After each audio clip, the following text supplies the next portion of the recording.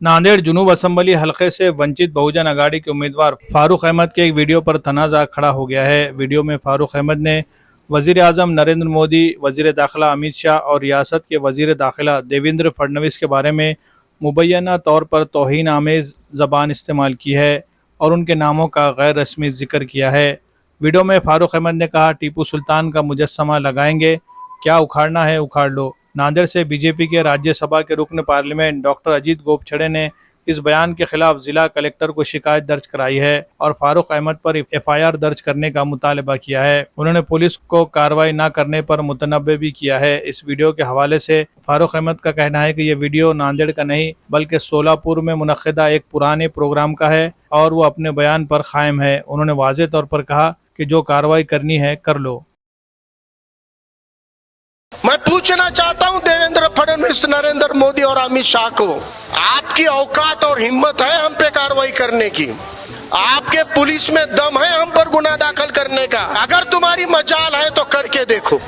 Open challenge है गृह मंत्री को। हमने खुले मंच पे टीपू सुल्तान की प्रतिमा लगाई है, क्या उखाड़ सकते हो उखाड़ लो, हम यही डट कर खड़े हुए हैं। लोकप्रिय पंतप्रधान जगाचे नेते माननीय नरेंद्रभाई मोदी व या देशाचे कणखर गृहमंत्री माननीय अमितभाई शाह व आमचे महाराष्ट्राचे गृहमंत्री माननीय देवेंद्र फडणवीस साहेब, ही सगळी मंडळी संवैधानिक पदावर आहेत आणि ही सगळी मंडळी देशाच्या सर्वोच्च पदावरची मंडळी आहेत। या नांदेड विधानसभेतल्या वंचित आणि बहुजन समाज पक्षाचे श्री फारूक अहमद यांनी काल जाहीर सभेमध्ये देशाचे पंतप्रधान माननीय नरेंद्र मोदी, अमित शहाजी, राज्याचे गृहमंत्री देवेंद्र फडणवीसजी यांच्या बाबतीत अतिशय खालच्या पातळीवरची त्यांनी टीका केली।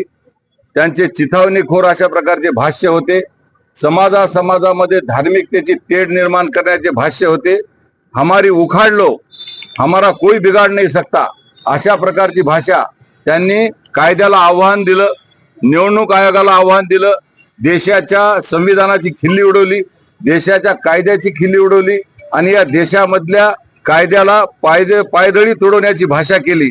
म्हणजे हम ही सत्ता है, हम ही सब कुछ है, हमको देख लो, क्या करना है आपको कर लो, हम रास्ते पे उतरेंगे, अशा प्रकारची भाषा वापरणाऱ्या या वंचित बहुजन समाज आघाडीचे फारूक अहमद यांच्यावर आम्ही निवडणूक आयोगाकडे तक्रार दाखल केलेली आहे की संविधानाची खिल्ली उडवणं, कायद्याला पायदळी तोडवणं, देशाच्या सर्वोच्च पदावर असलेल्या एक संवैधानिक दर्जावर असलेल्या सर्व माणसांच्या बाबतीत अतिशय खालच्या पातळीवरची भाषा वापरणं आणि जनतेमध्ये चिथावणीखोर वक्तव्य करून धार्मिक तेढ निर्माण करून जातीमधले भांडणं लावणं आणि निवडणूक आयोगाच्या कायद्याची पायमल्ली करणं, अशा प्रकारची भाषा वापरल्याबद्दल त्यांची व्हिडिओ क्लिप आम्ही निवडणूक निर्णय अधिकारी माननीय जिल्हाधिकारी नांदेड यांना दिली व ते व्हिडिओ क्लिपची ती तपासणी करावी व यांची निवडणुकीची उमेदवारी रद्द करावी, त्यांच्यावर गुन्हा दाखल करावा व या पद्धतीने महाराष्ट्रामध्ये अनेक ठिकाणी अशा पद्धतीने धार्मिक तेढ निर्माण करण्याचा ज्या ठिकाणी प्रयत्न झाला त्या ठिकाणी त्या उमेदवाराची निवडणूक रद्द करण्यात आलेली आहे। हे पण आम्ही कलेक्टर महोदयांना आठवण करून दिलेली आहे। आम्ही आमच्या लिखित स्वरूपामध्ये निवेदनामध्ये माननीय जिल्हाधिकारी, निवडणूक अधिकारी माननीय अभिजित राऊत नांदेडचे यांना मी आणि माझ्या संपूर्ण सहकाऱ्यांच्या वतीनं त्यांच्यावर गुन्हा दाखल करावा व अशा पद्धतीचं चिथावणीखोर वक्तव्य करणाऱ्याच्या विरोधात त्यांच्या कायद्याच्या भाषेमध्ये त्यांना उत्तर द्यावं व त्यांची निवडणूक रद्द करावी असे मी माझ्या पत्राद्वारे त्यांना आवाहन केलेले आहे आणि विनंती केलेली आहे। मोदी या देशाचा पंतप्रधान आहे, बाप नाही, मालक नाही आहे। मोदी संविधानाला बांधील आहे। मोदीचे चमचे काही बोलल्याने चालणार नाही। मोदी फक्त चालवणार आहेत का देश? हा देश आणि इथला कायदा सुव्यवस्था संविधानाने चालणार आहे। संविधानामध्ये कोणती तरतूद आहे? कोणत्या तरतुदीने ते उमेदवारी रद्द करणार असतील तर करून द्या। आत्ताही त्यांना तेच म्हणणं आहे, करून दाखवा। तुमच्या बापाची RSSची जागीर नाही हा देश संविधानाने चालणार आहे, कायद्याने चालणार आहे। तुम्ही जर कोणाच्या संवैधानिक अधिकारावर, अभिव्यक्तीवर जर गदा आणणार असाल तर सर्व निमूटपणे सहन करायला फारूक अहमदला तुम्ही तुमच्या मॉब लिंचिंग मरणाऱ्या मुसलमानासारखं समजू नका।